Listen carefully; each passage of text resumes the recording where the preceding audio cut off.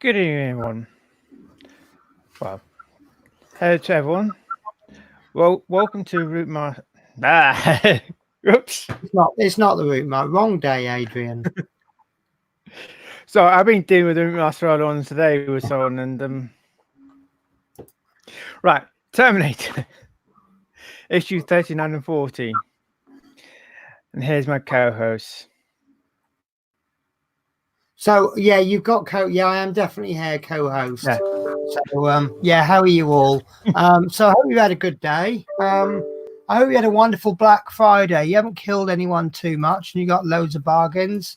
I've actually got a few bargains, but yeah, it's been yeah, I've had a good day. I think my camera's moved. So what about you, Adrian? Anything interesting to report? No, I don't think so. At the moment, just no.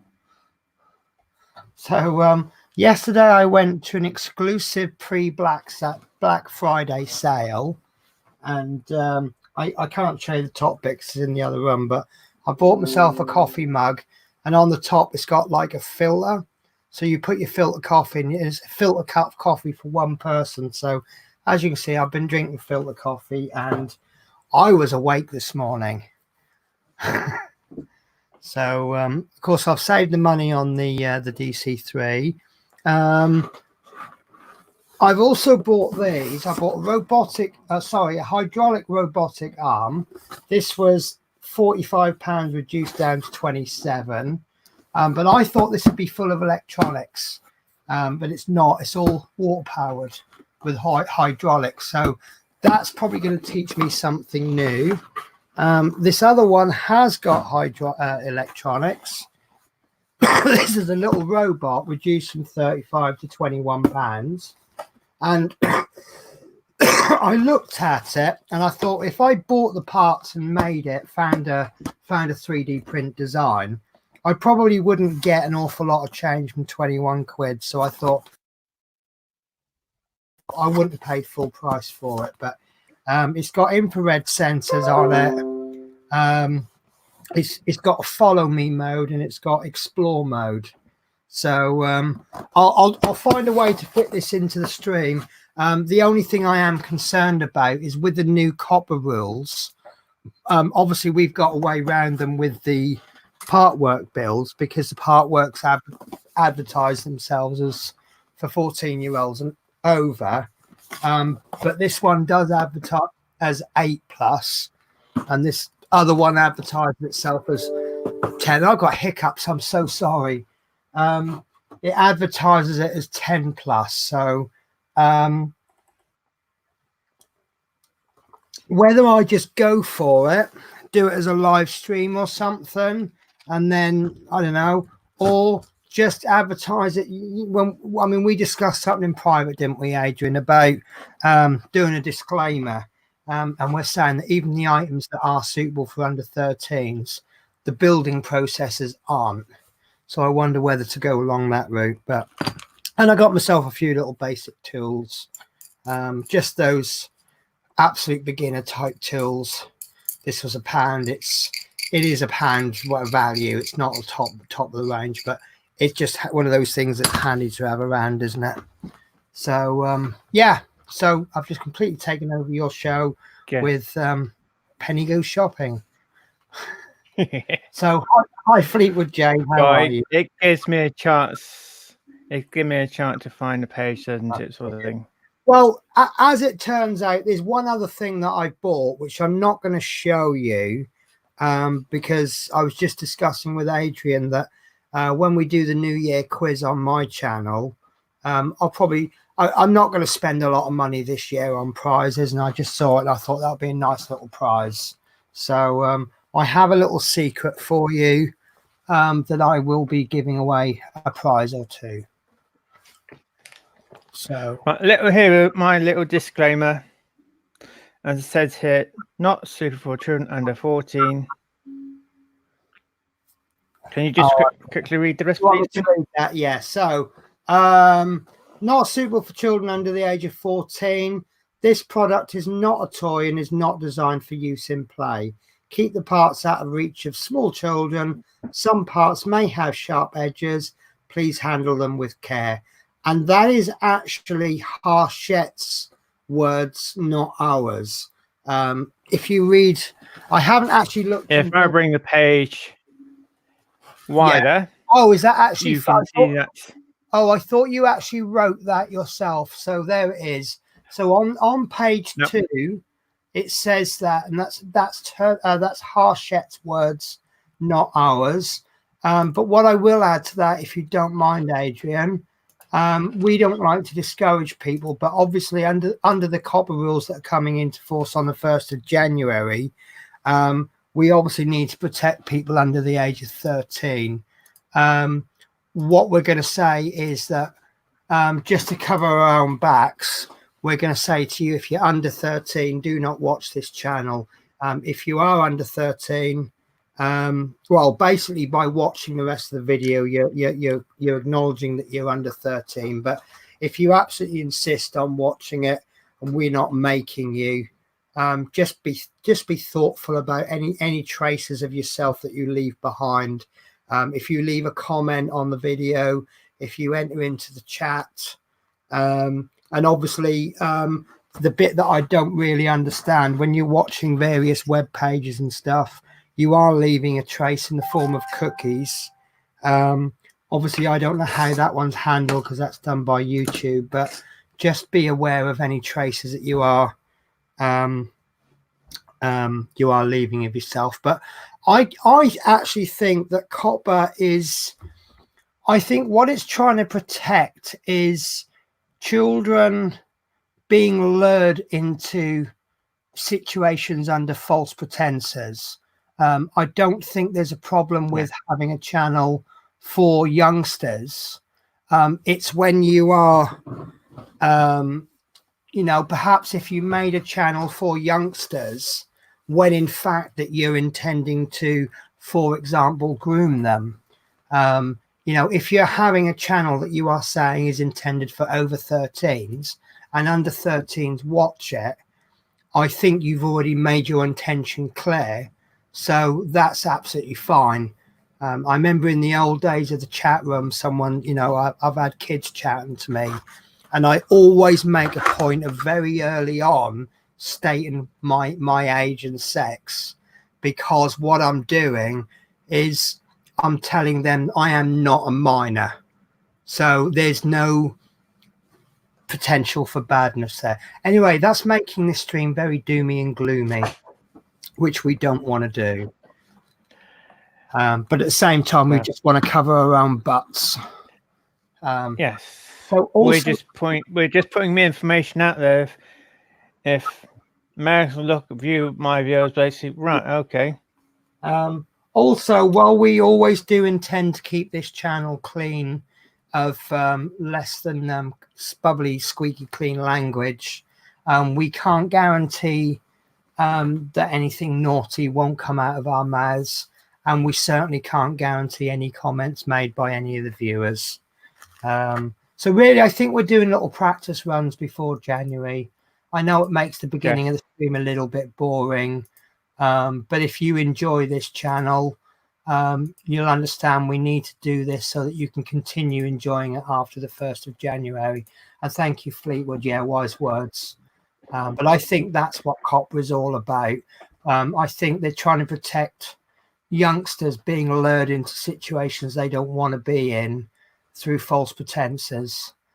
So I think that if we actually say this is what we're intending to do, people know exactly what they're doing. Because I personally don't see anything wrong with under 13-year-olds watching over 13 rated videos if they're doing it with the parents. Once parents are present, I think it changes the rules.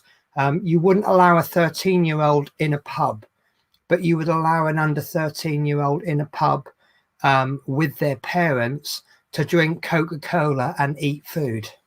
So, I think the parents present changes the whole situation. So anyway. Yeah, right. Shall we do what we actually intended to do tonight? Yes. all we're doing is actually making. So we do apologise for everyone watching the program later. All we're doing is actually we want to cover ourselves. Yeah. And we're based in the UK. Hopefully, COP will actually understand different countries' laws as well. Yeah, I did see a comment that said the FTC probably won't bother fining anybody outside of the US because it's going to be so difficult to do. However, there was absolutely nothing stopping YouTube from shutting your channel down. So it is just as important for UK users and everyone else to comply. It's just that it's more financially punishing if you're in the US. Right, so today, I got to confess, guys, we always do a little test flick through all of the pages. So we just know that they work okay. And I haven't really looked at any of the instructions, but I did see one picture. And what was my reaction, Adrian? I missed a step out. No. Remember that image that I saw? I think my reaction was, oh yeah, wow.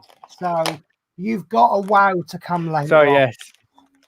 So in this issue 39, we are going to be connecting the right and the left shoulders. And I'm just going to have to blow that up a bit because I can't read it. So,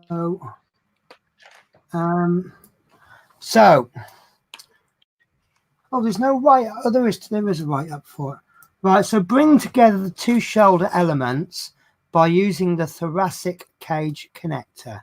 And there's a red little circle that shows us the area that we'll be working on.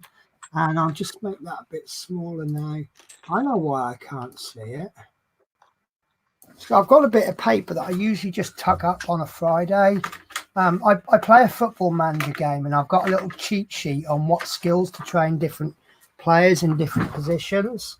But it does get in the way when I'm looking at the other monitor. So I just keep forgetting to flip it up. So let's just tuck that underneath the device that's got a female name that annoys you sometimes. Right, so the list of pieces this week, we have the thoracic cage shoulder connector, and that looks like a pair of Wall-E eyes. Remember the film Wall-E? So I think that looks a bit like his eye. Yeah, you know my descriptions of parts is extremely what's the word I'm looking for? Imaginative. So piece number 2 is the thoracic cage joint insert, which looks like the eyes that will go into the whole eye system. Number 3 is the thoracic cage brace ×2, and they just look like 2 pegs to me, or 2 rods with pegs on the end. Yes, these are 2 metal ones. The first item was metal.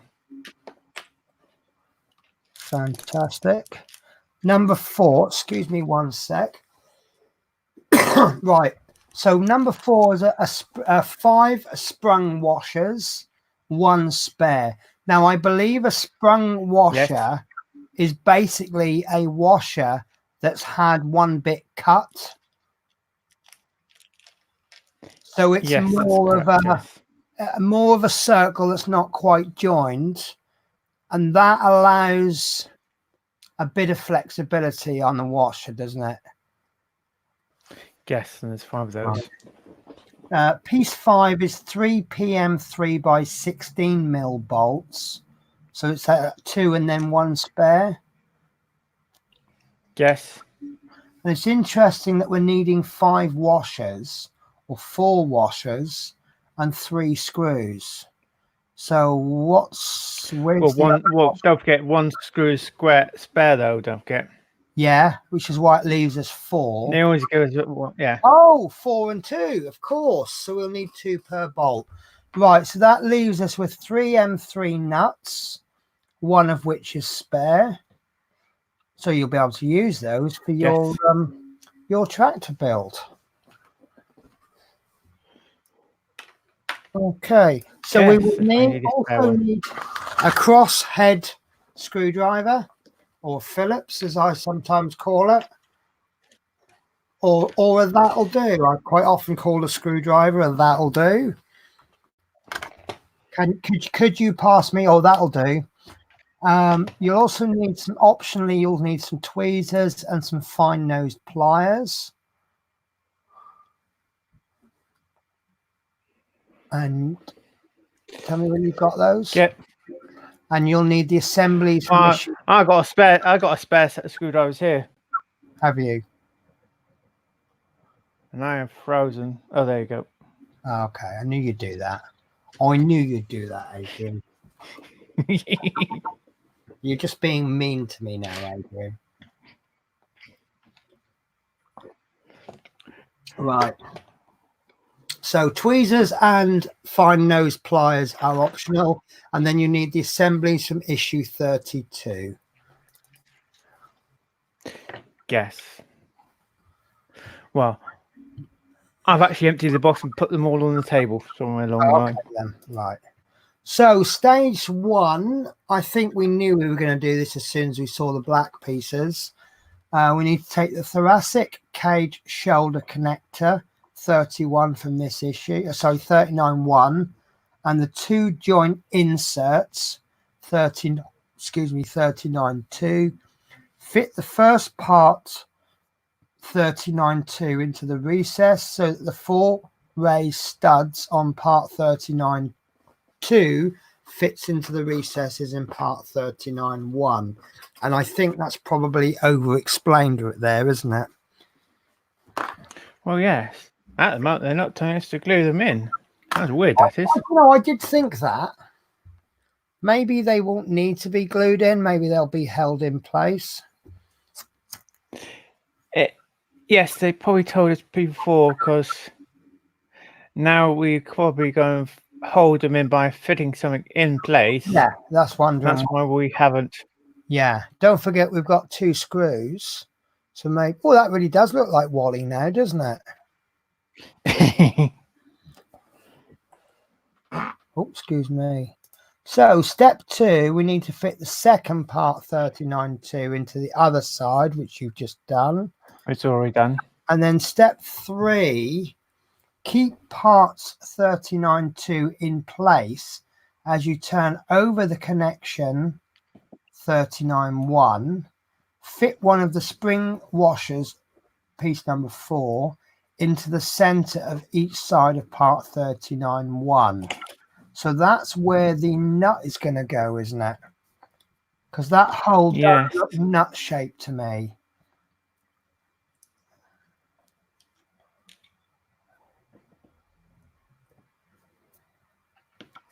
So it looks like I'm going to have to do some research as homework. What is a sprung washer?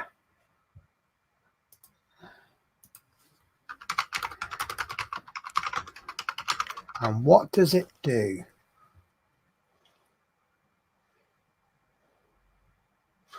Right. You're just quickly doing a bit of research, are you? Yeah, I thought I'd try and fill in a bit of. Have you actually done that then? Yes. Yeah, you're too quick, aren't you, Adrian? Right. So step 4 is to pop the spring. Oh, fit one of the M3 nuts into each side of part 39.1. Note that the hexagonal face should go in first, so that the circular rims is facing out of the recess. You may find it easier to fit the second nut and washer after step 9. Right, I don't quite understand what they're saying. Oh, I see. This washer, this nut. It looks to me like a nylock nut, but without the nylon bit in the middle. Or has it got? It isn't. It is a nylock lock. Oh, it's a nylock, right? So, for those of you that don't understand what a nylock nut is, it's a little bit bigger than a nut, and it works exactly the same way as a nut, but it's got a nylon, like a nylon insert. When you put the bolt through, it cuts into the nylon insert and cuts the thread in, and it actually stops that nut from, if you put a nut on a screw and shook it enough, you can actually shake over time, you can shake that nut off. By having that little nylon insert, it stops it from shaking off, and they're called Nylock, NYLOC. So I suppose that's an abbreviation for nylon locking nut. So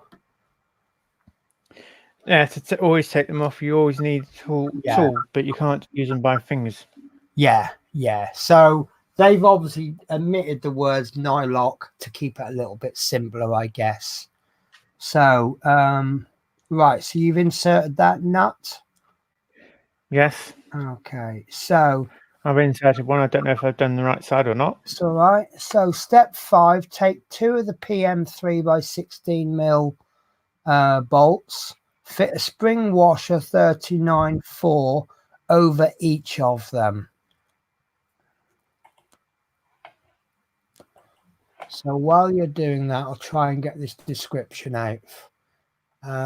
So a washer is a thin plate, typically disc-shaped but sometimes squared, with a hole typically in the middle, that is normally used to distribute the load of a threaded fastener, such as a bolt or nut. Other uses are as spacers, spring, which is a Belleville washer or a wave washer, and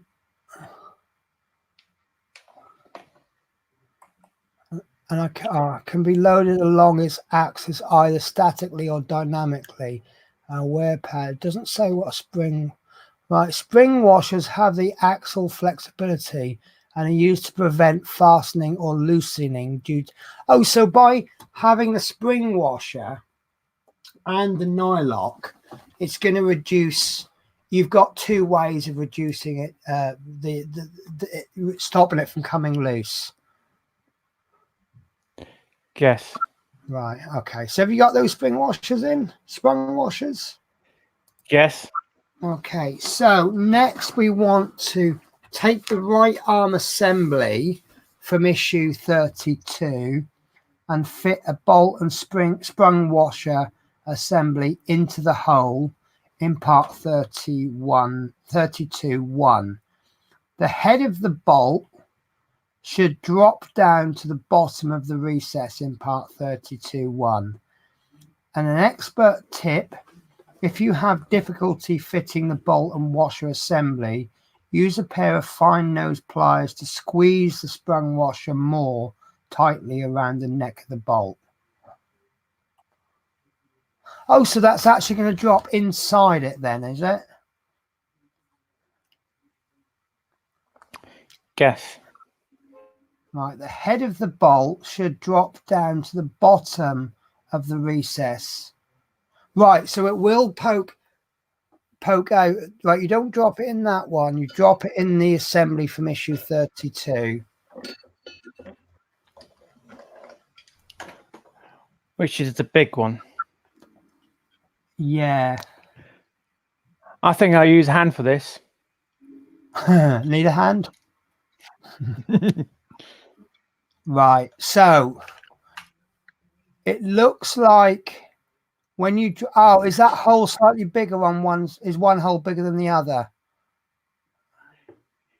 Yes, it's Right. you've got to drop it down from the top, basically. Yeah. And So I know when you look at the image, yeah, I noticed there's a little point the next on the bottom.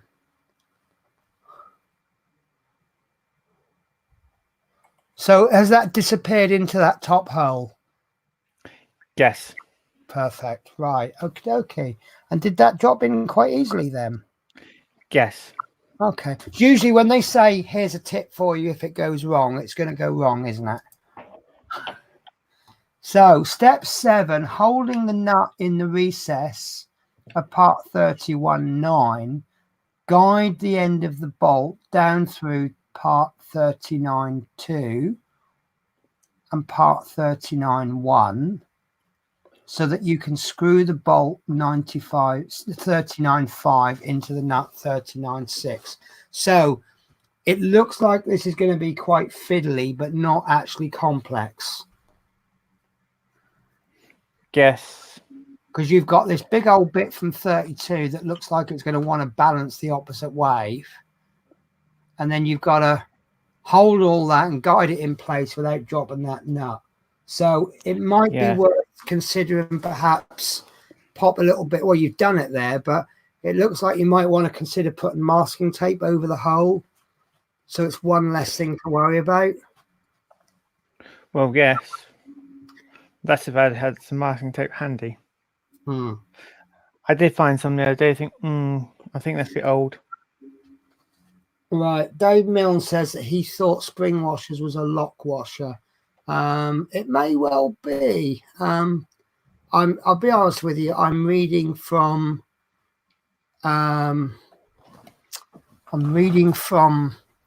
Wikipedia. A split washer or spring lock washer is a ring split at one point and bent into a helical shape. This causes the washer to exert a spring force between the fastener's head and the substrate, which maintains the washer hard against the substrate and the bolt thread hard against the nut or substrate thread, creating more friction and resistance to rotation. Appliance standards, I'm not going to read that because that's quite technical. Spring washers are a left-hand helix and allow the thread to be tightened in a right-hand direction only, i.e. a clockwise direction. So clockwise would be our righty-tighty as opposed to our lefty-loosely. Yes. So they are there to tighten them then. So actually... it's going to stop it from going left, but it's going to make it hard to go right, but it will only go right. So that should, in theory, be next to impossible to unscrew then. And I'm not asking you to try it. No, I reckon it probably depends how tight you do it up. Right. Okay. But from what I gather from that, it's going to help prevent it from coming undone due to vibration. Yes. So, yeah, I can see now why that black part didn't need screwing in. Screwing in, sorry. Right, so step 8, you need to use a crosshead screwdriver to tighten the bolt, holding the thoracic cage connector in place on the right shoulder. So that's what you've just done, isn't it? Guess I roughly jumped ahead, sort of thing. Step 9 is to take the left shoulder assembly from issue 33 and fit a bolt 39.5 and washer 39.4 into part 33 as shown. So I'm going to assume that's going to go in exactly the same. That's going to drop through the first hole and sit on top of the second hole. Yeah, well, I'm going to actually put that and washing this one first off. In there. Okay. Have you done it on the right side there, Adrian? Oh, I see. That's the bottom. Yeah. Yeah. Yeah. I always normally I find you put the nut in first. It makes it a lot easier. But then it adds the trick that you've got to hold that nut in place. Yes, and here's a screw going into that one there. And if I turn it that way, that's what we can see on the screen. Yeah. My opinion, it would be better off doing that one first, then the second one. Right, okay. Because now you got a bigger unit to turn over. Right. Sorry, I'm going to have to do it off camera. I can't. If you did the first bit second, you've actually got that assembly from 33 to hold on to make it easier to hold. Well, it's a lot of bigger item to actually all right, turn it over again to do the next one. So maybe they're working on the basis of it's easier to fit a smaller bit to the bigger bit. well, you got a big bit, you're splitting a small bit, then you got a larger bit, you're putting another small bit onto it. Right, yeah. So in my opinion, I'd actually connect the two smaller bits together, make a bigger one, then connect the two larger bits together. Right. Right, yes.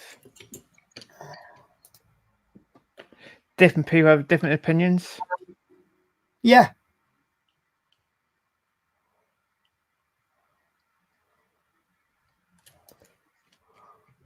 But my opinion is that has gone together quite nicely. Yeah.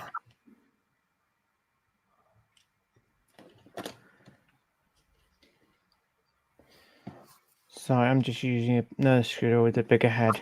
Yeah, that's fine. This is why, even though the Aurea, I think, is the best overall screwdriver I've used, it's still good to have a selection of screwdrivers. Yes. I mean, I've got a couple of cheapy ones from Poundland that have got really long, thin shafts on them, and every now and again they are quite useful. The Aurea is very good, but it's got a much wider shaft to it, and that sometimes does get in the way.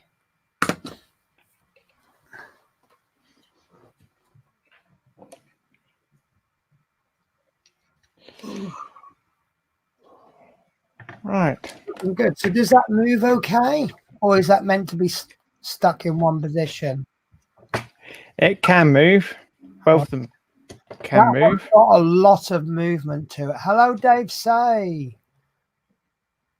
Yeah, that's got a lot of movement to it, isn't it? You know, like many places to move. It's not just a shoulder joint, an elbow joint, and a wrist. It's lots of little, you can make really intricate movements on that. Yes. Right, so are we ready for step 10? Well, you can view step 10 if you want it. Okay, which is what you've just done. You've just screwed that bit in. Of course, yeah. So step 11, use a crosshead screwdriver to tighten the bolts so the parts 33.2 and 39.1 are held together. And that's stage complete. Connection at the top of the thoracic cage has been joined to the right and the left shoulders. Two braces 39.3 will be used in a future issue, so store them correctly. So give us a twirl, Adrian. Yeah, you're going to need your camera a lot further back now, aren't you? It's getting to that point. That's really good. Yeah. Yes. That's really maybe you can get him to hold those two braces for you, ready for a future issue.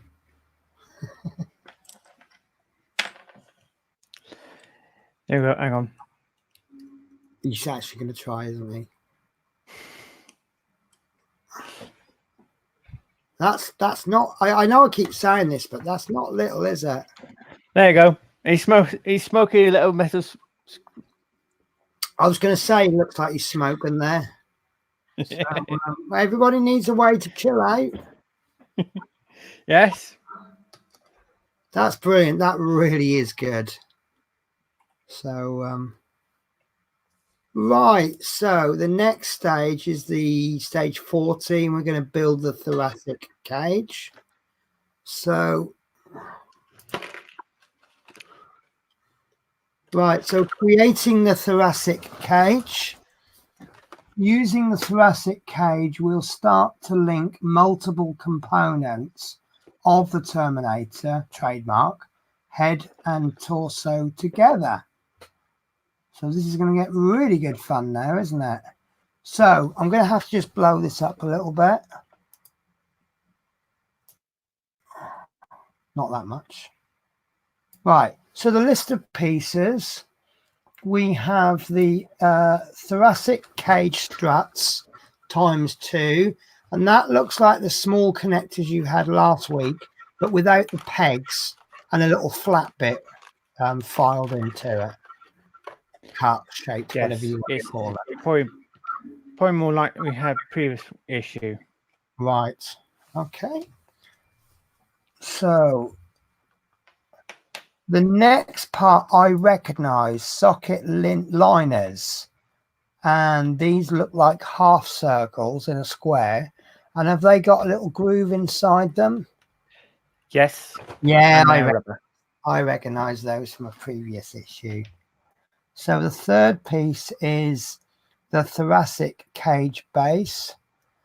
Fleetwood J says, well done, Adrian, looking amazing so far and taking shape. And that's now. metal. Right, brilliant. You can guess the size and weight of the Terminator. Yeah, it's getting me. But I got to be honest with you, we haven't reached the wow factor yet. So if you think it's good now.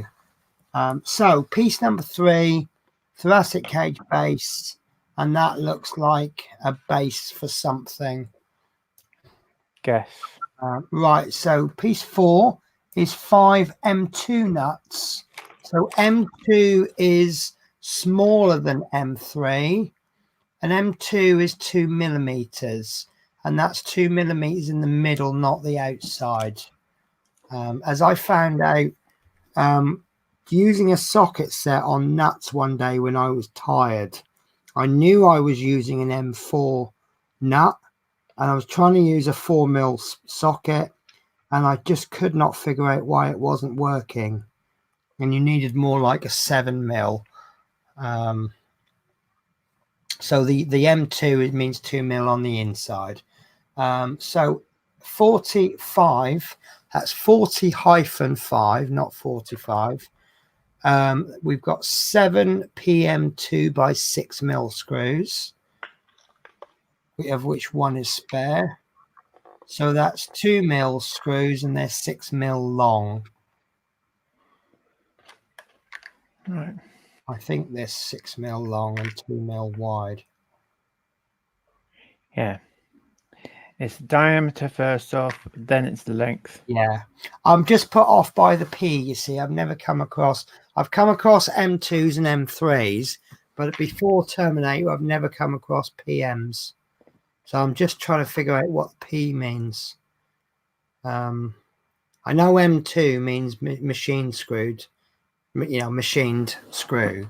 So I don't know. The only thing I can think. Have you frozen, Adrian? No, I was just looking at the screen, right. basically. Your hand was still, and I'm like, oh no, he's frozen. So the last piece is 40-6, which is 6 PM3 by 6mm screws. So these will be the same length but slightly fatter.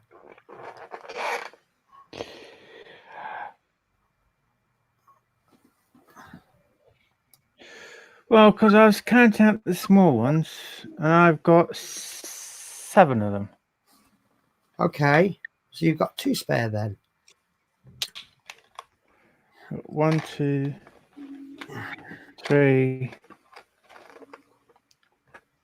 4, 5, 6 of the big ones. Okay, fair enough then. Right. Oh, so you should have 7 PM2s and 6 PM3s.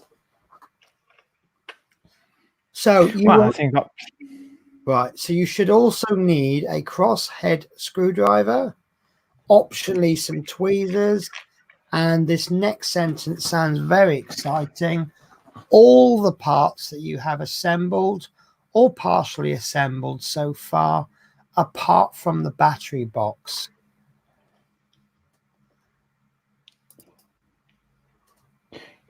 Yeah. So sit down, get comfortable, everyone. I think this is going to be a long one.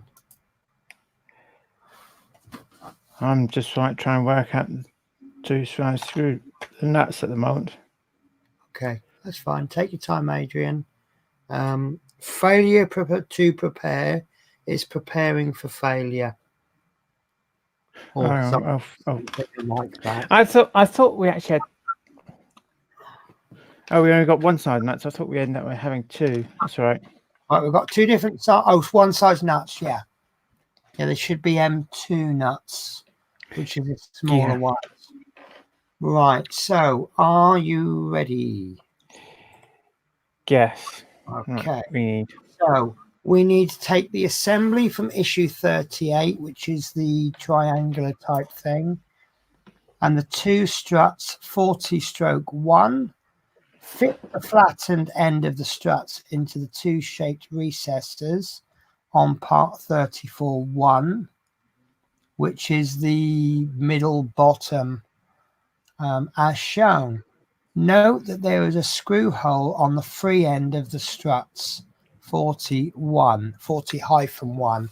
Now, did we do something similar to this before? Did we have another strut? Right.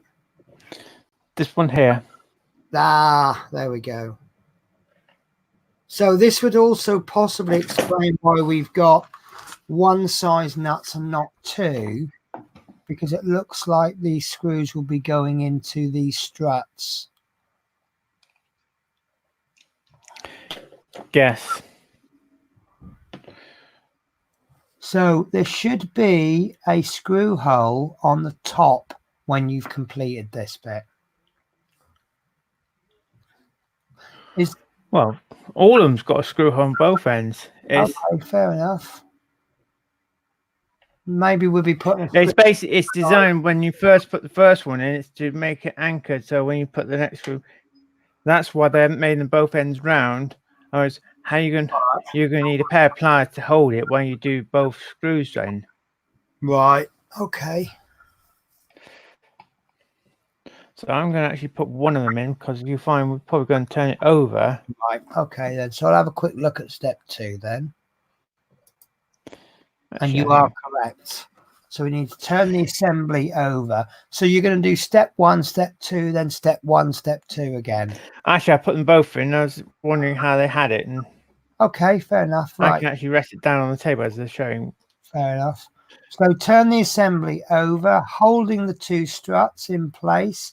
Fit 1 PM 3x6mm screws in place in the recesses on the other side of part 34-1 and through into the screw holes in part 40-1. Tighten the screws to hold the struts in place. Now that's just the two new struts, isn't it? Not the one that was in previously. No, just the two new ones because we've done them.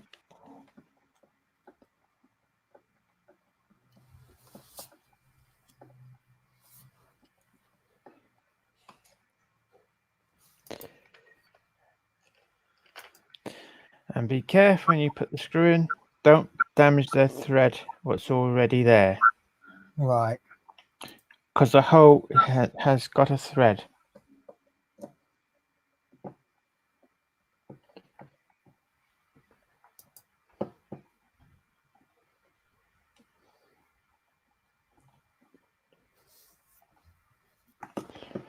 Well, to me, it looks like a thread. Will it focus or not?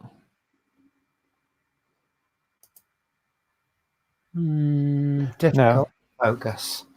I think we might just have to take your word for it that there's a thread in there. Well, anyone doing this job later, they'll probably notice. I'm just giving them warning if they are. Yeah. Right. Okay. So that looks good. Both of those are done. So step 3, the next step is to fit the M2 nuts into the hexagonal recesses in part 34-1 circled. So that's 4 bits down here. I don't know if you can see my mouse.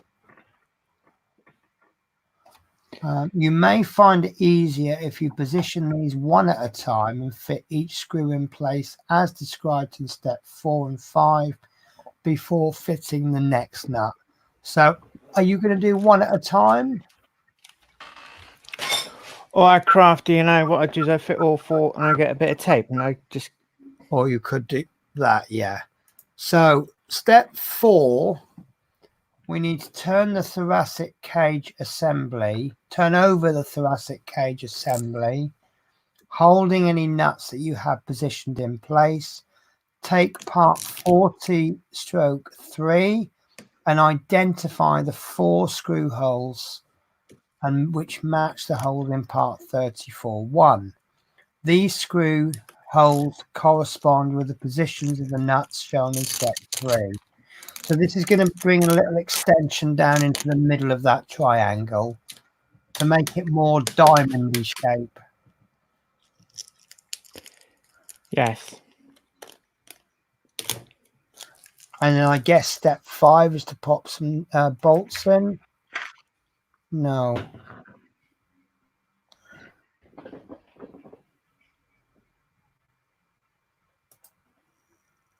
Well, Okay, that's confusing me now. When correctly positioned, 2 cylindrical pegs on part 34.1 fit through the holes in part 40. Oh, I see. Right. they are pointing out those 2 pegs there. Right. Oh, so we are screwing in a line along the 4. Oh, I see. So you've actually got 6 pegs. You've got 4 that have got screws and 2 of them are locating pegs. Yeah. 2 Right. locating pegs for this one, which Okay, that would go that makes sense now then. there. Yes. But we're only dealing with the 4 screw holes. Yeah. Right. Okay.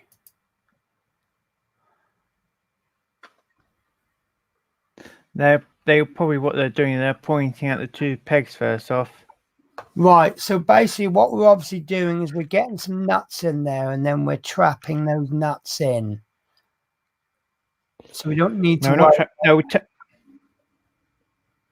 No, we've got to put the nuts, then turn it over. Right. But I'm going to put the nuts and use a bit of tape to hold them in so I can still turn it over. Right. When I start screwing that screw in, I'll just put my finger where that nut is. Yeah. In the meantime, all of them is being held in. Yeah, and then once you've by got a bit of tape. Once you've got the bolts in on the screws, you can then remove that tape, and those bolts, those nuts, will be held in by the screws. Yes. I actually used the same trick on R2D2, where you had to put the nut on there, hold the nut, position the thing in the cage, and put the screw in. Yeah, I know you're using that's very tricky. Yeah, I know you're using clear sellotape. Normally, I would say don't use sellotape because you'll leave a little bit of a residue behind. But as you're only using this very, very temporarily, I'd say you'll get away with it. If you were leaving it overnight, I would say use masking tape. Yes. It's only going to be on there for a moment, and I'm going to be moving it. It'll be absolutely fine.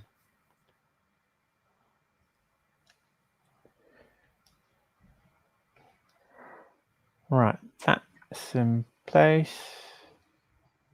Right, so we're using 4 PM 2x6mm screws, which are going to be very, very short.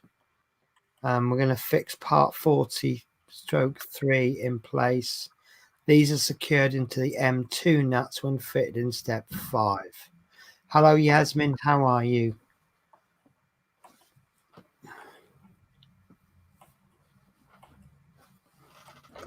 Ooh.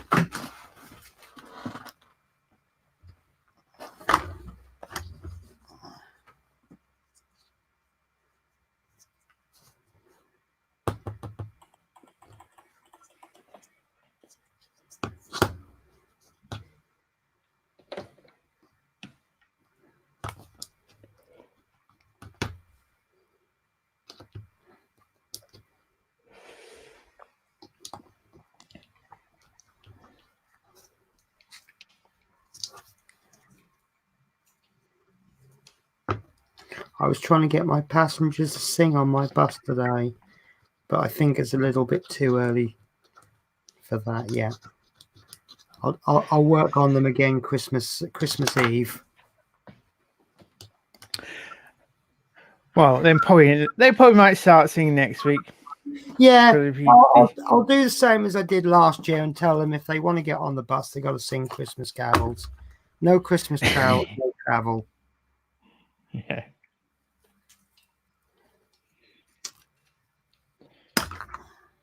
We got a nice little box of chocolates today. We've got a manager. He what had happened was a different coach company had booked a shopping trip to Birmingham or something like that, and they'd actually overbooked themselves and they never turned up. So and it was a party of children as well, and apparently they'd given us a ring and said, "Can you help us out? We're stranded. You know, we've got this day trip booked," and we just sent out a coach, and so they had their day out in Birmingham, and apparently they've gone and told the newspaper, and the newspaper have come and taken photos and done a story on it.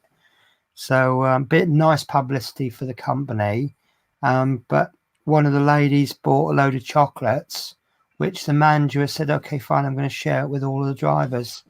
So we had a box of, and it was quite funny because they bought us Cadbury's Heroes because they considered us heroes on the day. So it's nice to hear a good story about the bus company, I think. Everyone's very quick to moan and complain, but they're not so easy with the compliments, are they? Right, those 4 screws are in, and That looks very good. Yeah. Brilliant. Right, so step 6, we need to take the 2 bars from issue 39 and fit them into the 2 sockets near the top of part 34.1. They only fit loosely at this stage. So obviously there'll be 5 connecting bars, but only 3 will be screwed in. But because of those pegs, they won't fall out. Shouldn't fall out. No, they're in there loosely. Yeah. So we'll have to be careful when we assemble the bit that goes on the top. Double check that they're in properly. Yes. Okay. So and you might find this. Next, we want to fit the socket liner 40/2 into the recess in the top of part 33.1. And I believe when we used these last, was it something to do with the head? No. No, I'm wrong, am I? No, I'll show you exactly where they are. It was the arm, wasn't it? It was. I can figure this out. It was, yeah, in there. I think it was. Right. And this on that point there. Is, in effect, it acts like cartilage, doesn't it? It'll stop the metal parts from wearing by rubbing. So in about 50 years' time, when you've worn this plastic part away, you can say that your Terminator's got arthritis. Okay, so you've got that bit in. So step 8, take the shoulder assembly from the previous issue and the assembly from step 7. Position the assembly from step 7 on the work surface. Lower the shoulder assembly from issue 39 over the thoracic cage assembly so that the strut in 38.1 fits into the hole in the connecting part 39.1 circled, and the circle is there. See also the photograph in the next step. So that, right, okay. Adrian didn't do step 9, and we looked quickly at it, and we actually didn't think we'd need it because there's no actual instructions. But it now looks like I was wrong. And you just had an eBay notification by the sounds of it. So it's simply this shows the thoracic cage section and shoulders in place. So I'll wait for Adrian to place that on.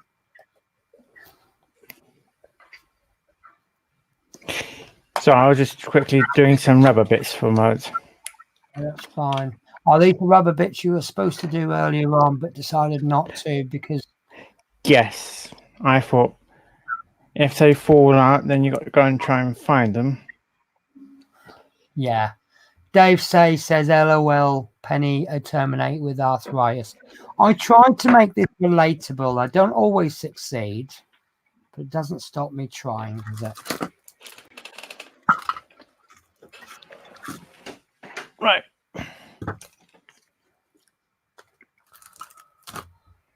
So I'm judging from the way you said right that shoulder is quite heavy.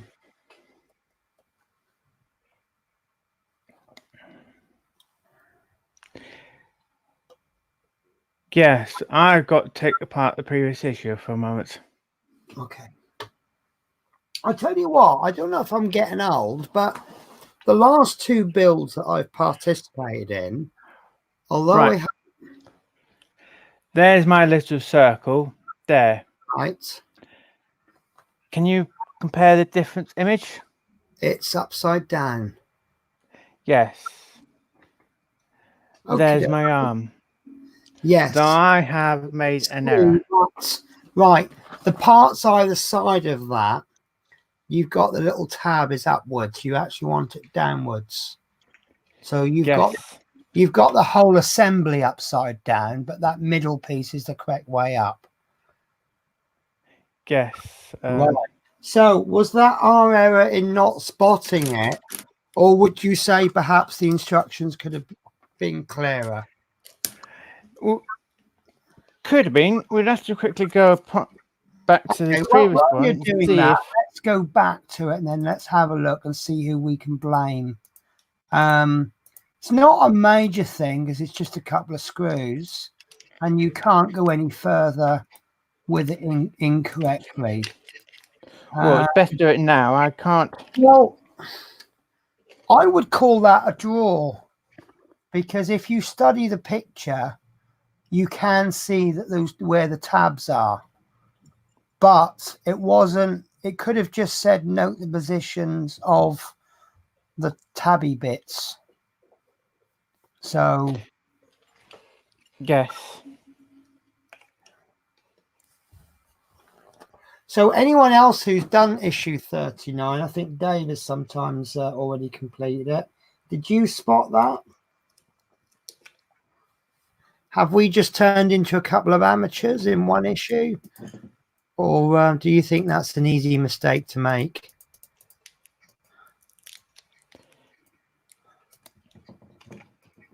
I mean, easy enough to correct.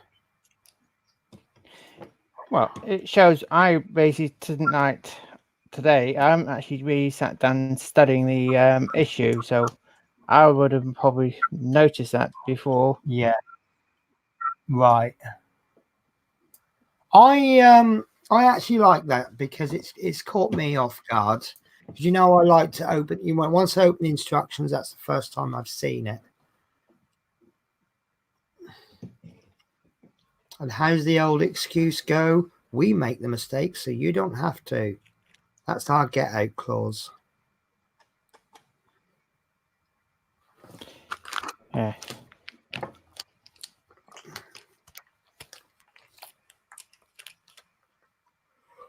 Oh dear. I don't know why I'm so tired today. I had plenty of sleep last night. And yet I feel more tired than I did the previous day when I only had about 3 hours. So maybe it's catching up.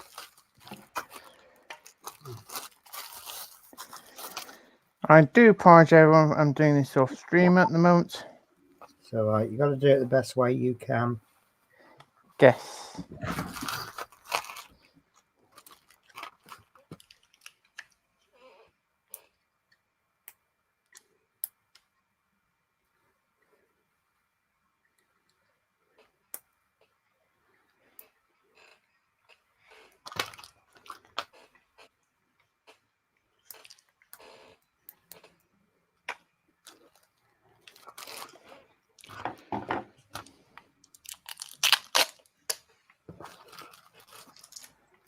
remove my third hand. I mean, bit of tape. As I quickly had to undo those two screws, I thought, right, I'm going to grab a bit of tape and. Right, here we go. Lovely, that looks a better fit.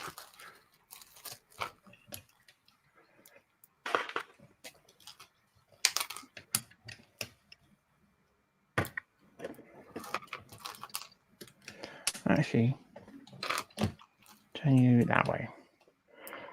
Right, that one's in place. Lovely. So it hasn't said anything about screwing it in yet, has it? So No. step 10, take the thoracic cage joints from issue 37 and 38 and position them in the large sockets at the bottom of the thoracic cage. And didn't you say these look like microphones? Yes. Yes. Right, both of those are in there.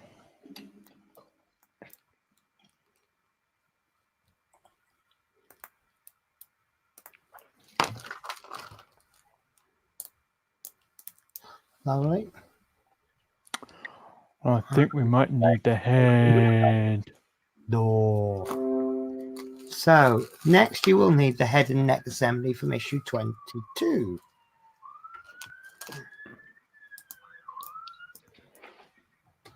So that will go fit the base of the neck 11.2, 11.3 into the lined socket at the top of the thoracic cage. And eBay loves you today, doesn't it?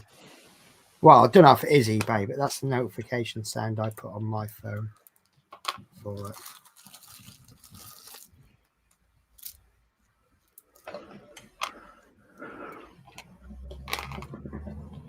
Right, that's in down there nicely. Lovely. So next, stage 13, take the thoracic cage assembly from issue 37. I think we can see where this is going. Fit the second socket line at 42 into the socket at the top of the thoracic cage, part 36.1. Yes, and please note, there's one rubber bit, and there's the other rubber bit. Right. Here we go. Insert that one into there.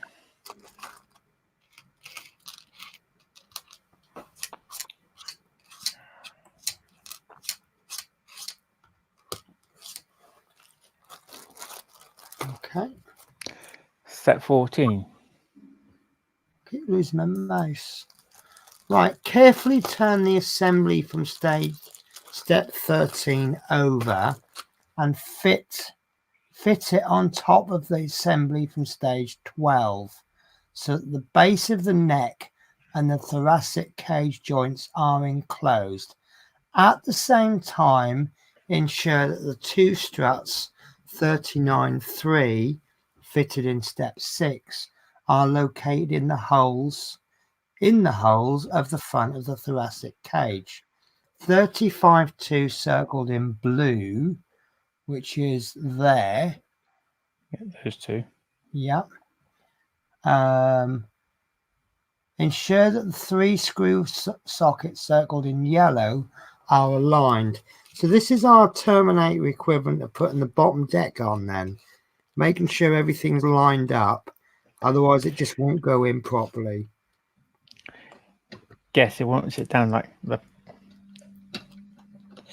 When you put the roof on the lower deck, you've got to make sure all the handrail that's sticking up is lined correctly. And I think people are going to have fun with doing that.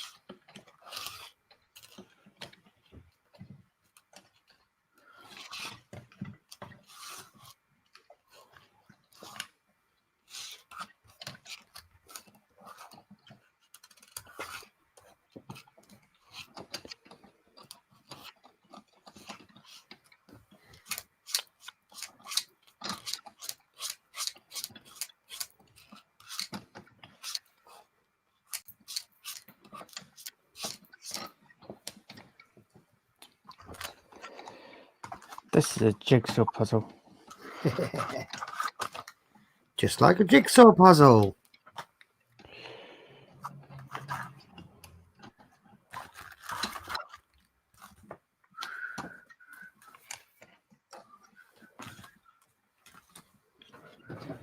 So you may occasionally hear me whistling certain songs associated with a certain time of the year.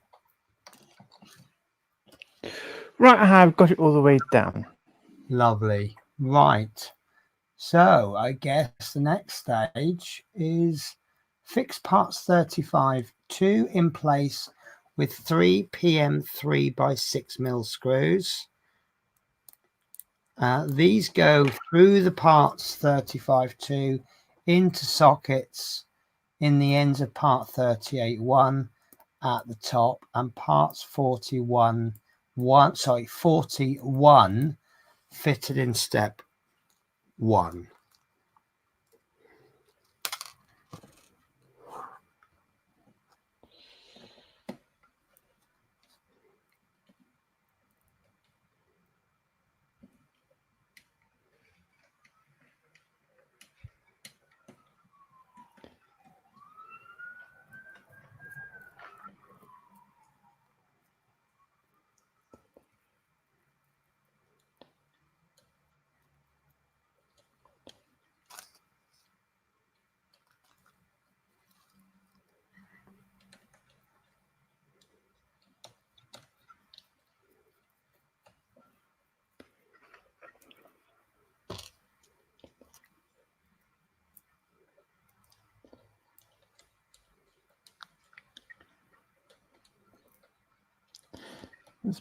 One with long screws, a long way to screw it.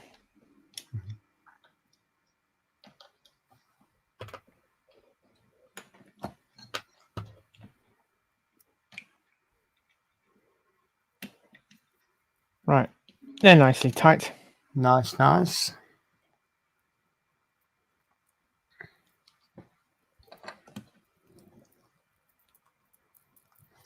Okay, so step 16. So we need to use 2 PM 2x6mm screws to fix the bar at the bottom of part 35-2 to part 43. So this is a little support then, is it? Guess. Right.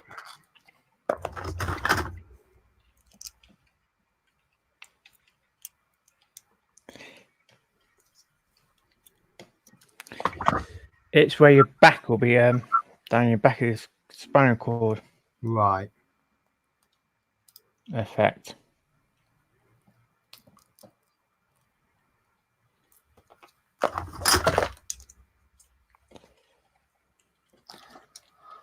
So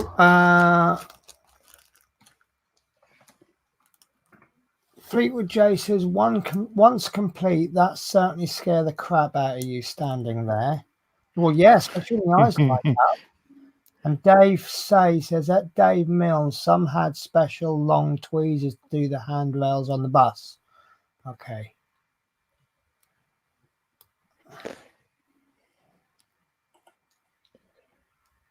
Ooh.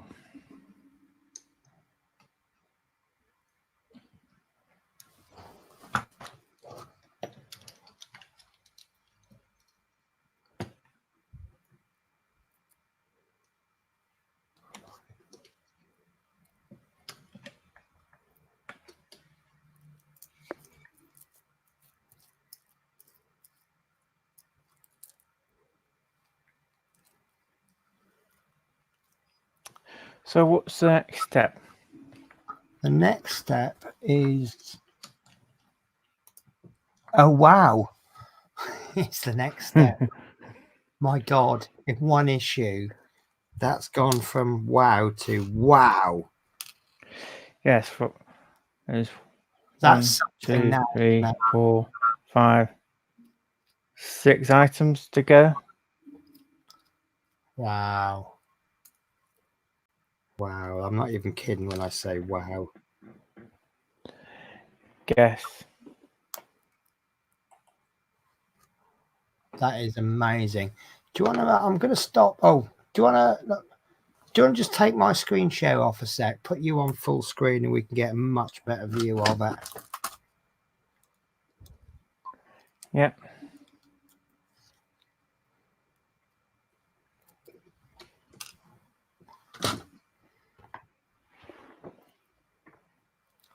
That's amazing, isn't it?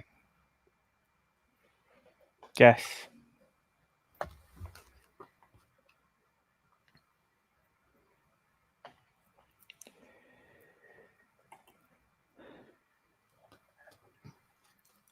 And I reckon we'll still be working on this for next another week. 90 issues. 40. No, I think I don't know. I reckon we might be working on this. Hang on. Yeah. I reckon we might be working on this bit here. Okay, not the arm.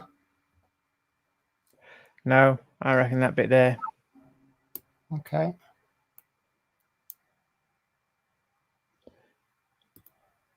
So do you want to let's over to final view? Then. So next week we're going to be start to assemble the vertebrae, which is I actually don't know where the vertebrae is. Is that the ribs? And one piece of interest there to me is this piece here. That looks like a cog to me. Yes. So why do we need a cog? Right, I'm gonna Google vertebrae before someone else tells me what it is. And then I can look really smart and say a vertebrae is each of the series of small bones forming the backbone, having several projections for articulation and muscle attachment, and a hole through which the spinal cord passes. Okay, so we're going to start work on the spine then, not the rib cage. Yes, well, I think the rib cage we've done one plate sort of thing. Right, okay. Now that looks pretty amazing actually.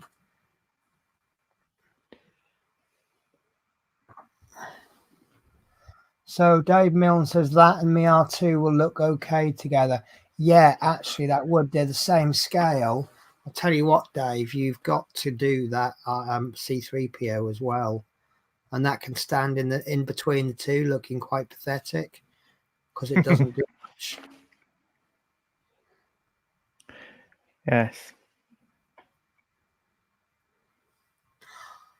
So, what do you think of next week's then? Next week's, well, I reckon we'll just be doing about 4 screws and that.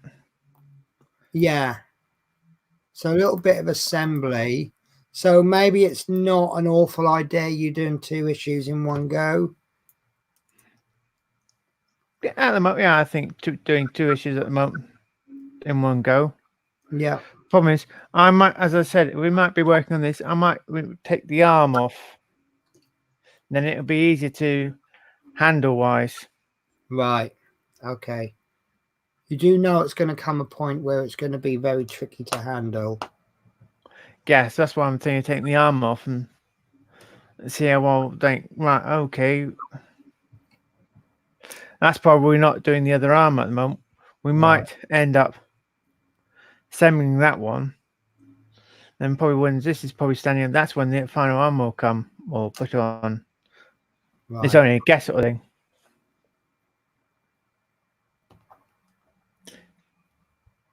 If we're going to still working off this,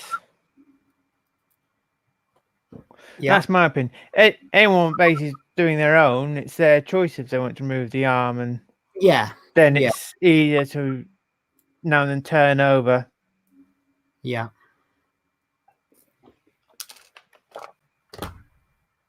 Right. So forgive me. I was having, when you discover something, you have to kind of act on it there and then. And Yeah, well, yesterday, was it yesterday? I received some switches. Remember we were looking at these, and these are. Oh, we received these last week, didn't we? And these are a you three-way. received one of them last week. Yeah. Yeah, but I don't know why I ordered them, but I found a pack of 5 on Wish, and they probably are about a similar price. But I looked at them and they look absolutely identical. So I just chucked them in the bag with the other 10 just to make a bag of 15. But I've noticed that these are actually 2-way switches, not 3-way switches. So you've only got. But also, yesterday, I received these little tiny switches. These were all originally meant for the tractor. And the idea was that this was going to be a master switch. And this was going to be, I like that, it'll be armless then. Well, harmless. But yeah, these switches will be for the lights. So if you connect the lights in the tractor to this, Certainly, Penny. no, that's fine. All you need now is a nice wig for him.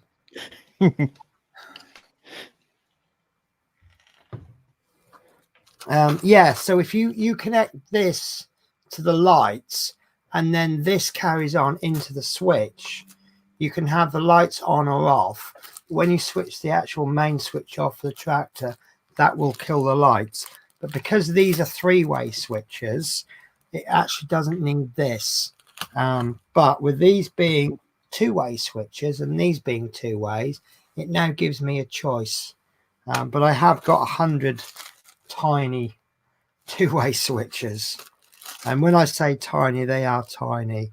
But I think they're going to be really easy to work with, because all we need to do is just cut out a little square and they'll fit in there really nicely. So yeah, that's something we're going to play with later on. So anything for you to say, Adrian? That came out totally wrong. No.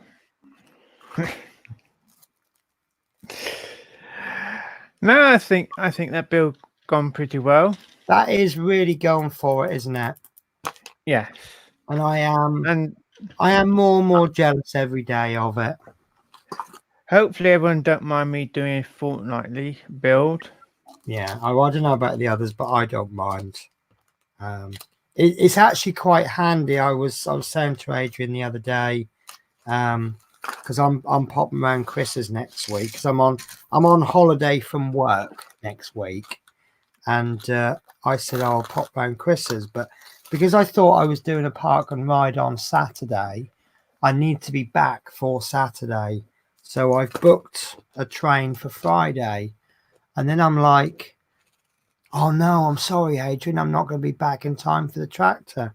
And he's like, it's all right, don't worry about it, I do it fortnightly now, so I'm not actually broadcasting next week. And I'm like, oh, thank goodness for that. So I think what we would have ended up doing is probably running the show a little bit late, wouldn't we? Yes. At the moment, as it's such a small section, unless we get bigger issues to do, then I'll probably change the schedule. Well, I mean, the thing is, if you're doing it fortnightly, it gives somebody else the opportunity to do a live show if they want. I mean, I might even pick up the show, on the Friday, at least one of them. And, I can do little catch-ups or showing stuff or whatever. Horlicks might want. I know Horlicks was looking for a live slot. Well, there might be someone else that wants to just try out streaming. Maybe just do one show a month. So it just helps. And is there really any point in you trying to fill a 2-hour live slot just to cover something that you can build in? I mean, look, we're an hour and 20 minutes into the show. We've done 2 issues. Would it really have been worth you doing a show? And Dave Milne says it's okay by him. And I know I personally, I'd like to see lots of different people streaming. So if Friday meant If Friday meant you had 4 different streamers over a 4-week basis, I'm up for that. And I want to see more upcoming part work and crafting streamers. I want to see more small channels trying to make a little mark, because some of those small channels are excellent. Don't ever be put off by their subscribers. A channel with a lot of subscribers just generally means they've been doing it longer. It doesn't mean that they're any better than a smaller channel. No, it's basically they've done it longer. They've other people found them. Yeah. All right. Yes, they've subscribed to it. Yeah. I mean, my channel, it really kind of built up quite quickly at first, and then it kind of found its level, and then it speeded up, and then it slowed down a bit. I think once I hit 500, it really did slow down for subs, and I think the last month or so it's really expanded again. So Dave Mill, nice holiday be after the new year for me. We're not allowed off between the 16th of January and the 4th of January. That makes sense. You know what? I'm actually trying to give next year. We have holiday blocks, which they are trying to get rid of. But for now, you're told when you're on holiday. I don't have a problem with that myself. But each year you change holiday blocks so that you obviously get a different time of the year to go on holiday. And next year I'm on holiday Christmas week, which I suppose is the best time for a bus driver to be off, because that is our busiest time of the year. But I really don't want 2 bank holidays when I'm already on holiday. So they're either going to have to pay me for 7 days, or I don't know, give me 2 loo days or something. Or you ring up. Do you need a hand today? Are you a bit short staff? Yeah, I think that's Go in for that. But you see, I now actively try to work bank holidays because I consider them a normal working day. To be honest with you, a lot of bank holidays are a lot easier because people don't go out bank holidays. They don't understand how. We tell them every single time, Sunday and bank holidays. Bank holidays are exactly the same bus service as a Sunday. And I think that's pretty much the same up and down the country. Sundays and bank holidays. Yeah, every single bank holiday, people don't understand how the buses are running. And that puts them off. You've got shortened shopping hours. People don't go out. So if you work a bank holiday, it's the easiest day you'll ever work. And you're just bored. So I will quite happily earn a loo day for sitting in a cab being bored. That works for me. And then you get paid for it. Guess it's either what you start doing posters. Oh, this weekend we've got 2 Sundays timetable. Yeah, but you see, and people ask, what do you mean by 2 Sundays? Well, when I earn loo days, it means that I can take loo days off. So, for example, next year, what I might try and do is when I'm on a late week, perhaps I can cash in some loo days on Wednesdays, so we could have an extra Wednesday show, for example. There's little ideas I could think of, or I can just take an extra 2 weeks holiday. In another 3 years, I will have 5 weeks holiday a year, and then with if I work all my bank holidays, that will give me nearly another 2 weeks. So that's 7 weeks holiday a year. That's quite a lot of holiday, isn't it? Guess. Oh, that's another why it's best staying with the company for a long time, because you get bonus extra holidays sort of thing. Yeah, there is loyalty with staying longer. You know, I've been unhappy at the company and I've been happy at the company, and I think that sums up 99% of our viewers here. You know, you have periods of time when you're like, I need to look for another job, and there's other times when you're like, yeah, I really like my job. To be perfectly honest with you, I'm always realistic about what I don't like. And there's been plenty of times when I've said, I hate my job, but I love what I do. But then, you know, the last few weeks I've been very much, I love my job, and I do, you know. So yeah, I'm quite happy to stay there, which is very unusual for me. Yeah, I very rare I stay more than about 6 months at a company, and here I've been there for 2 years. So sorry, I've just ripped a switch apart. Of these switches, this one didn't work properly, so I've just pulled it apart just to see how it ticks. And I have no idea how it ticks, and it's all fallen apart. And I don't know how it's fallen apart, but you know, it was fun to have a look, wasn't it? Yes. But yeah. Now it doesn't work at all. So it just looks like a lever that's just moving a metal bar across. So that's going in the bin because that doesn't work. So yeah, be careful when you pull things apart, because if you're pulling things apart to figure out how they work and you totally wreck them, you can never find out how they worked.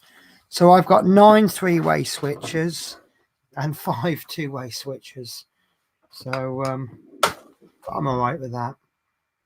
So any more things to go on about? No. Well, you'll be doing the tractor tomorrow. Right, I'm doing the tractor tomorrow, and it's going to be the steering. So I'll give you I'm not going to take anything out of bags, but I'll give you a sneak peek because I'm good like that. These are all the parts for next week. This is an absolutely lovely print for this one because they're all the same color. One print bed, about 7 hours print time, and that's it. That's all there is. And obviously a few screws which we've already bought, and I think there might be some electricals to buy in advance. Looks like you get 12% of every hour I work towards holiday. Do you work as agency, Dave, or are you actually employed by the company? Love Mini says, where's Horlicks? Horlicks is I don't like to talk about people that I haven't been told I can say, but Horlicks is fine. He's taken a little bit of an extra break. Obviously, he's dealing with a bereavement, and something that's quite common with bereavement is you think you're fine, and then some totally random moment will just hit you quite hard. But he's anticipating he'll be all right next week. I don't know if he'll be on tomorrow. I will drop him a little message, and I will totally respect his answer. Like I say, what he's been through. Some people can get over it in a couple of days. Some people, they never recover. So all we can really do is just give him all the time he needs, which I know you all do anyway. Well, if you want me to join you tomorrow, yeah, well, I think we've got. At least I can do one of my tractors. Yeah, you have got your steering bits, haven't you? Yes. Okay. So when you say you can do one of your tractors, well, I might say one when I do the Fleetwood Day just one when you're working. Well, I think Fleetwood, Fleetwood says that he should be okay for the tractor show tomorrow, and I might just drop an invite Dave's way, and I'll totally respect if he doesn't want to come on. I know he's not building it, but his farming and tractor knowledge, I think it really increases the quality of the show. And obviously I will send the invite out to Mr. Mackett as well.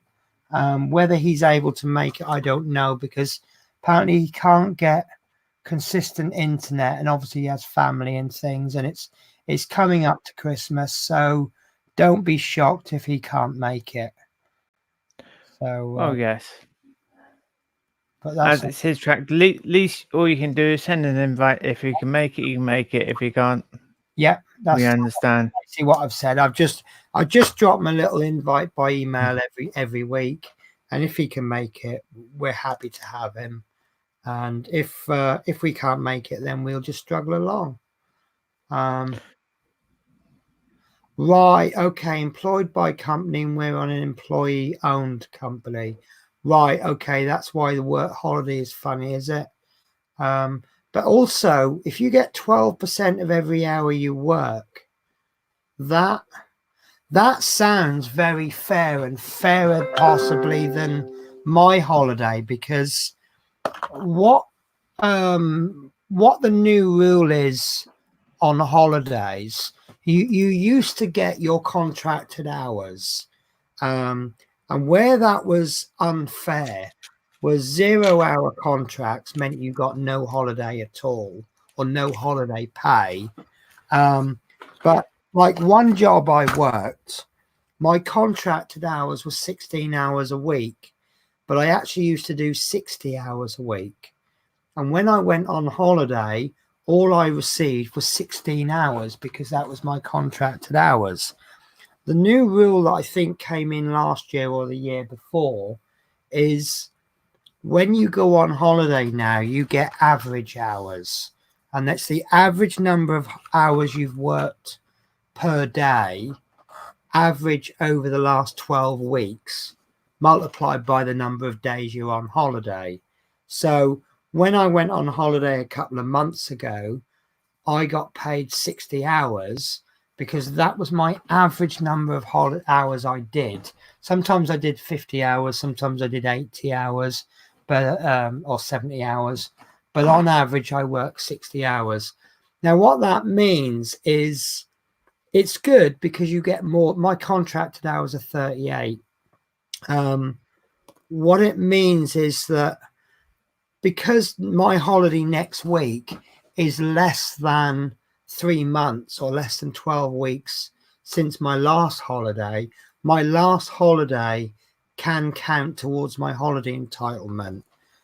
So I expect my next holiday to be worth a few hours less because 1 week I worked 0 hours because I was on holiday. By having 12% of your pay, 12% of your hourly pay towards your holiday, what that means is the more you work, the more holiday that you get. The ruling on the average pay only applies to the first 4 weeks of your holiday.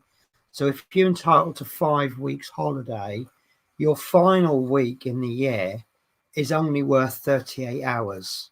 And the rest will be worth 60, 70, 50, whatever your average is. Now, I used to work for an agency many, many years ago, and they gave holiday. And what they gave was for every hour you worked, so many pence went into a fund. And what you're allowed, because it's an agency, you don't have to work. So you're actually entitled to take as much time as you want off, and you tell them how much to pay. So, you might have £300 built into the kitty. So you might say to them, I'm having next week off. Can you pay us 200 quid? So long as you didn't ask for more than was in the kitty, you could get whatever you wanted. And I'm going to guess, Dave, that's similar to you, is it? You're going to, 12% of your pay for every hour. So you might have worked 100 hours. So then you've got an hour's, now you've got whatever, I know it roughly. So yeah, you get about an hour off for every 8 that you work. One hour a day worth of holiday. So 40 days. 40 days is 8 weeks.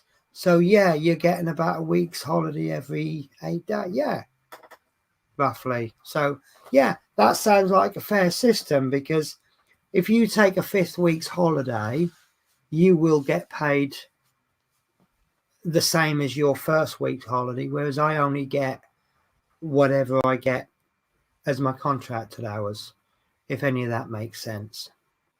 So it's a different system.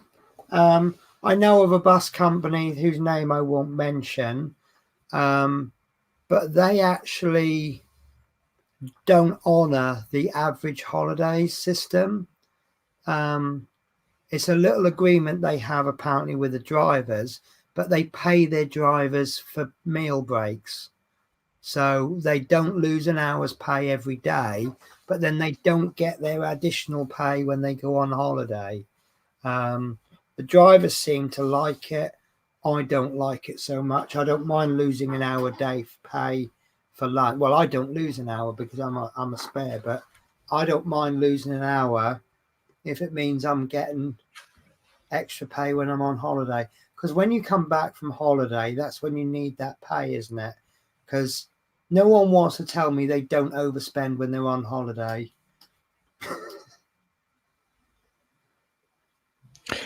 Yes.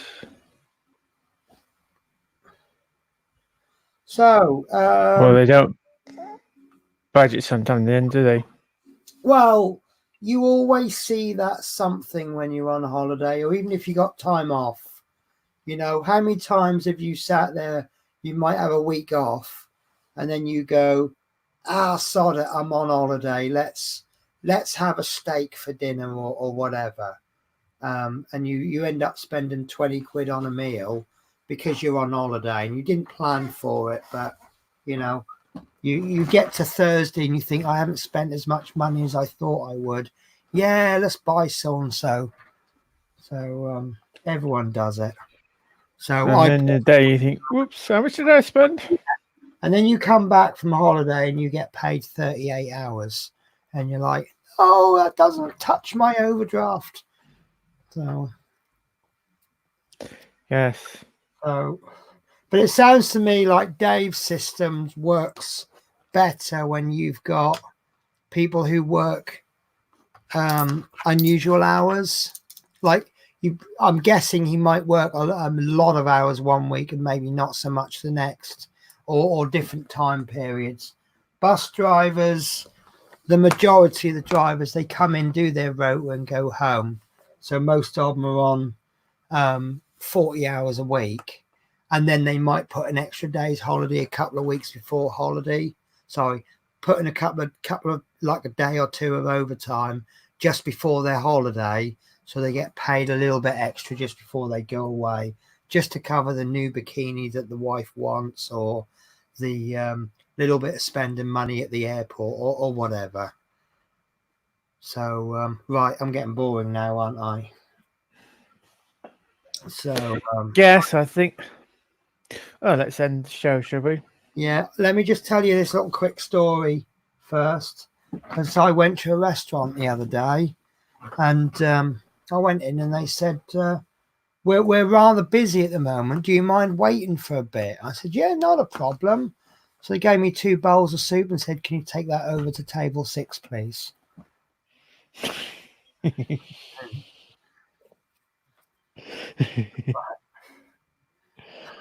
Good one. That's got to be top joke of the day. Can anyone beat that? That's no cheese in that at all, apart from possibly the contents of the soup. Right, so tomorrow is Tractor Day. Sunday is anyone streaming Sunday? Dave say, are you doing anything Sunday? No, he did one last week, didn't he? And he does it every fortnight. Right, okay, so that'll be next week then. Monday will be Chris Campling. Now I'm hearing that some people are getting their issue 27s, so we might see more Terminator videos coming out. I think he got his now. Right, yeah, so we might see that then. Tuesday will be Chris Davies doing his Jaguar. Now, I know he struggled last week and we ended up stopping partway through the issue. So, on one hand, I'm thinking there'll be a bit of catch up. On the other hand, I'm not sure if he'll be able to, because he did struggle with that one piece. I'm popping around to see him on Thursday, so I might be able to help him, but I don't really want to do anything for him because obviously that takes it away from the stream.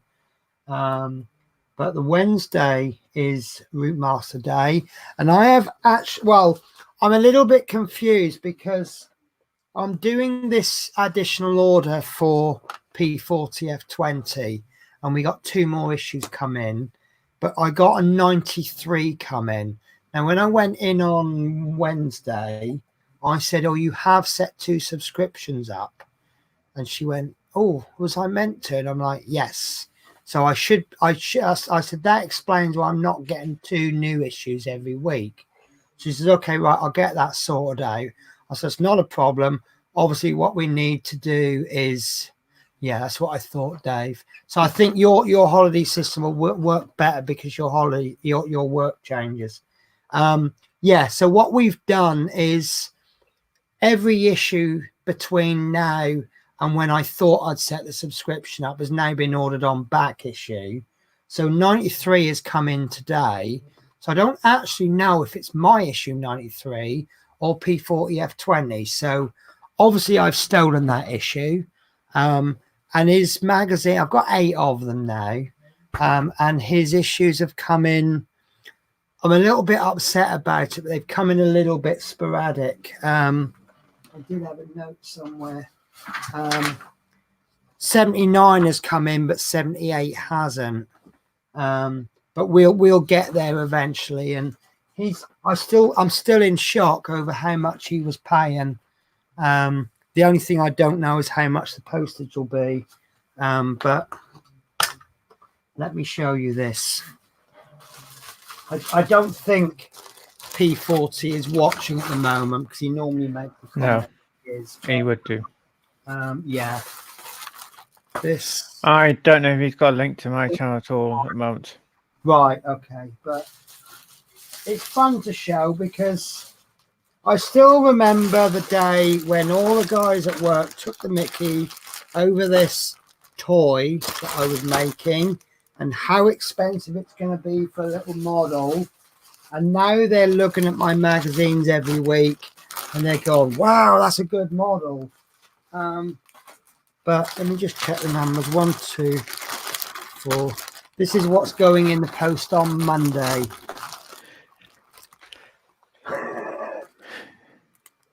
Perhaps you should actually pose next door to your bus, take a picture. Say, yeah. What you got this week? Well, actually, do you want to see this picture? I think it's actually going to go in as two packages because I sent a package to, was it you, Love Minis? And it was a large package. And the lady told me off because she said it can only go up to a certain weight. If you go over a certain weight, it can only go slow boat to China post. And it's actually cheaper to split the packages in 2 and send them tracked airmail than it was to send one big package. And I said, look, as this one's not urgent and I really can't be bothered cutting the package open and splitting in between 2 boxes, we'll just keep it as it was. And I think it cost me about £2 or £3 more, but for the hassle it was worth it. But obviously once I start figuring out how to do this, but yeah, that's he's waited a long time for them and he deserves this. He's been ordered these in issue 78 and we're now up to 93. Oh yes, Dave, I wrote it down. I did get the message. I will do that. Could you do me a favor, Dave? I'm useless at remembering stuff. Could you drop me a message tomorrow evening, possibly during the show, just as a memory jogger? I am useless. I think I did actually write it down on a pad, my little notepad, but then turned the page. Here we are, look. Dave Milne parts trays. Then turned the page over to write more notes, which is why I've not done it. But what I need from you is the total width and height. I'll do your standard base, and I want to know how big the lip is going around the outside, and what size sections you want. I won't get it exactly right. What I do is I make up some little 3mm, 2 or 3mm rails, and I just duplicate them and resize them and pop them in. So, you know, if you say, like, for example, you want one big square one, you'll get one big square one. If you say you want 2 rows, then you'll get 2 rows. If you say you want the top row separated into 15 and the bottom one separated into 5, that's what you'll get. So if you work out the outside dimensions, each wall will be 2mm thick. So I want the length and the width and how tall you want the lip, and then work out the sections. And then I believe you said light grey. So I'm sorry, Adrian, I've just totally took over your show again. But yeah, once I get that, then yeah. So another project I'm working on. I said I wasn't going to do it on stream, but I think I'm going to. I showed you the, what do you call it, the little wood saw. I was actually waiting for payday to order it, and then by the time payday hit, they actually sold out, and I found another one 10 quid cheaper. It's actually the one I showed you the picture with the little girl with a construction hat on that we laughed at. So I've ordered that, and I'm gonna it's a bit of a catch-22. I need to make the wood to make the table saw, but I need the table saw to cut the wood. So I bought this, and I think I'm going to chuck it back on eBay. But I had the most fantastic idea, because the wood is all square shapes. I thought I'm going to redesign them in as a 3D print. Probably be cheaper to do it in wood, but if I designed it in plastic, we could then print it off in PETG, which then gives you something like that. And I don't know. Yeah. I might play around with this with a heat gun, and I'll see how much. I'll make up a couple of supports. I'll make up maybe a very simple table, and I'll put a minimal weight on it, and then I might hit it with a heat gun and see how much abuse I need to give it to wreck it. And then we'll see how suitable it'll be for something like a table saw, which, because it's got a motor in and a saw blade which is going to cut through wood, it's going to generate heat. So we need to sort of determine how much heat it can deal with. So and one project I will not be doing, I got an email from 3D Filler Print. They've now started selling a new bone-like PLA filament. Apparently it's as hard as bone and it looks like bone. And I thought, oh, that'd be nice. Maybe we can do dinosaur skulls or human skeletons or something like that. So I had a look at the price. Now, you know how much filament is, don't you? It's about 20 quid a kilo. This filament is, I kid you not, it's £140 for half a kilo. So that project is not going to go ahead. You know, can you imagine me saying, yep, you'll need 17 rolls of filament at £140 a roll? So, right, okay. Yes, I think, how much? It's not happening. But what made me laugh about it is it's as hard as bone and it looks like bone. So your first thought is maybe, and it says it's used in the medical and training industry. So obviously they're going to make skeletons and things, you know, put them in the classroom and stuff like that. But for medical use, you think, oh, so maybe now what we can do is, if someone's got a bone that's disintegrated, maybe now we can actually make a bone and replace their actual bone with a 3D printed bone. And then later on, it says, warning, this filament is not suitable for implantation. So what is the point of it? Yeah. So I like the idea of using 3D printers to make medical parts. I have not done your prints yet. I've noted your print, but I haven't done it yet. I'm actually not going to be doing any 3D printing until Sunday. I have reordered the fans. I bought, they're 5 in a pack, and I've got a pack of 5. So I've got to fix that. I've got one print at the moment. I've got to put this fan into the second one, but I'm also going to put a fan in the third one. I am 99.9% confident that the first one is broken because of the fan broke. I haven't looked at the CR10, but I'm confident now that's the issue on that one. But I've just not got time to do it. But I've also looked at, I posted it in the Facebook group, a CR10 clone. See if I can find it. I saw that. It's £120. My CR10 cost me £350. Yeah, 350, and I still got a year left on the finance agreement for it. And the Ender 3s are costing me £150, and that's cheap because I'm getting them from Banggood.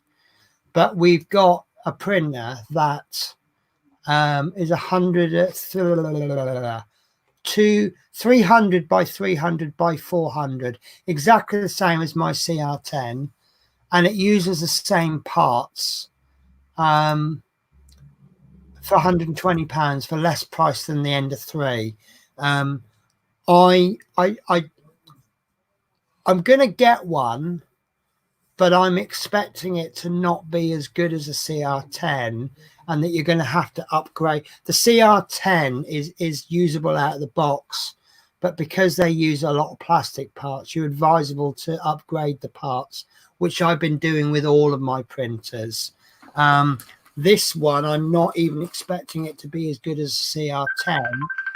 Is that you, Adrian? Yeah, someone tried to ring me. All right. Yeah, so I'm not expecting it to be as good as a CR10, but if you replace the parts that you would replace on a CR10 anyway, it will be as good as the one that I've got now when it's working, for £200 less on the base price.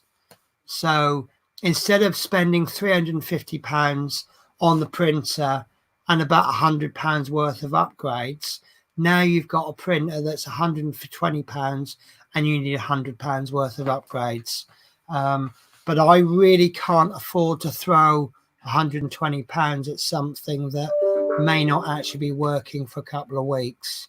I'm prepared to take the risk on it, but I just not, and then probably not till the new year. So I will have a look at it. So if anybody wants to chuck £120 and take a gamble on it, then I will follow you with interest. I'll keep looking on YouTube for anyone that's reviewed it. But I've got a feeling I might be the first person to review it. So, but it looks like a CR10. So yeah, maybe it is as good as one. So, and it's actually got quite a quick delivery time because it's coming from Kent. So I guess they've got a warehouse in the UK. So confident that tomorrow, Sunday, I will have 3 printers. Fairly confident I'll have 4, and a little bit confident that by Monday I'll have the cheap printer finished that I got off eBay for 60 quid. So if that and the new CR10 works, that's got to be a revolution for the hobby 3D printer. Gotta be, isn't it? I mean, Yes. the problems that I have with the printers is the fact that I'm constantly printing on them. So I'm in effect using a hobby printer at industrial levels. These my printers run nearly 24 hours a day. So I am using them in. Yes. I'm really throwing everything at them. If you bought an Ender 3 just to do the tractor, and you do the parts that I do, just that's all you do in a week, plus maybe a few little bits and bobs, that printer will probably last you nine to 12 months before you need starting to replace parts. And in all fairness, the parts that I'm replacing are only 10-20 quid, which is general maintenance cost anyway. So but to buy a printer for 120 quid or 60 quid and then make £100 worth of upgrades on it, but you've got an out of the box printer and you're spending 100 quid on it over the next 2 or 3 months, I think that's revolutionary, isn't it? You know, how long before 3D printers become as popular as inkjet printers? You know. Yes. So my little plan to take over the world is working. Ha ha ha ha. No, I just, you know, Fleetwood J's bought himself a 3D printer, so we've got at least one person into the hobby.